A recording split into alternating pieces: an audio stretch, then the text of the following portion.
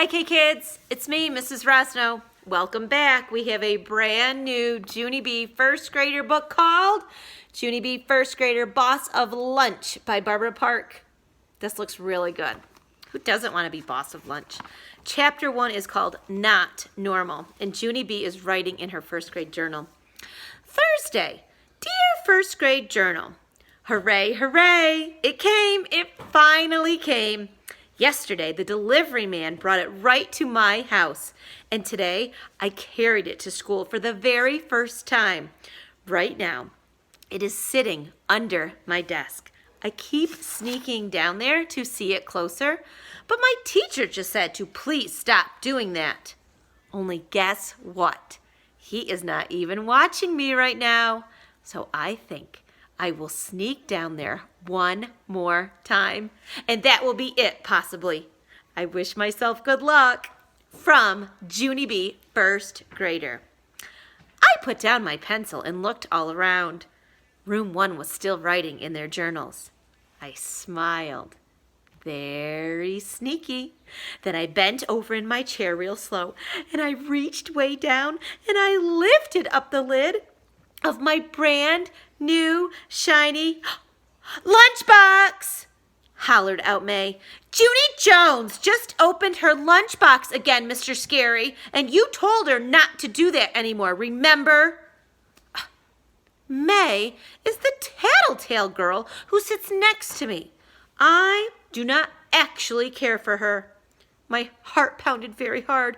I bent over even more and I hid my head so my teacher couldn't see me.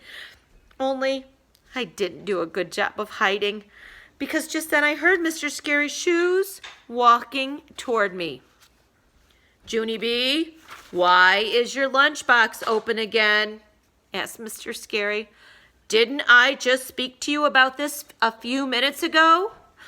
I kept my head down and I looked at the floor. Only one of Mr. Scary's shoes started tapping at me.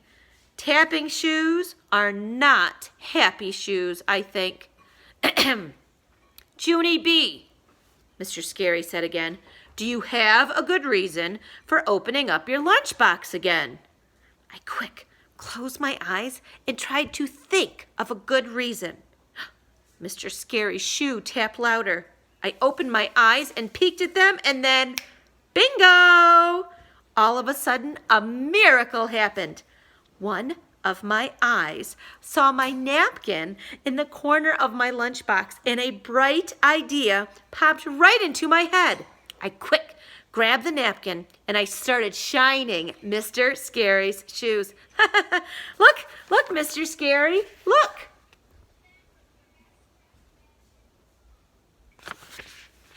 Here is my good reason, I said. See me, huh? Do you see me? I am shining your shoes with my napkin. See? I shined and shined. This is the smartest reason I ever came up with, I said, very proud. I smiled up at him. Would you like some spit on the napkin? I asked, very nice. A little spit makes shoes look extra shiny. Mr. Scary pulled his shoe away. No, Junie B., no spit, please. Just sit up, he said. So I sat up. Mr. Scary stared and stared at me. I wiggled in my seat, very uncomfortable, 'cause staring teachers make me squirmy, of course. Finally, Mr. Scary talked again. I want you to stay out of your lunchbox, Junie B., he said. We have a rule in room 1. Lunchboxes are to be opened only in the cafeteria. I did a sad sigh. Yes, I said. I know the rule, Mr. Scary, but I waited a real long time to get this lunchbox, and yesterday it finally came to my house, and so today is my first day of not carrying a plain brown sack to school. And so every time I look at that new lunchbox, I just feel happy inside. I picked it up to show him. Do you see how cute it is? I said. My mother ordered it from a nature store. It has pictures of baby birds on it. See all of them? I pointed.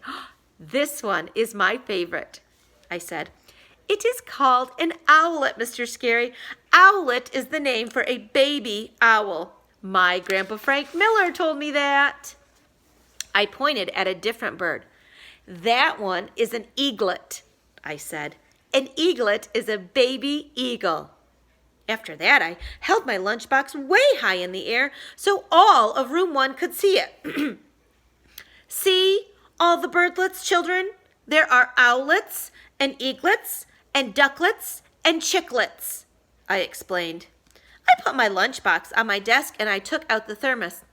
And see this thermos, people? This thermos has pictures of birds' nests on it. Isn't that cute?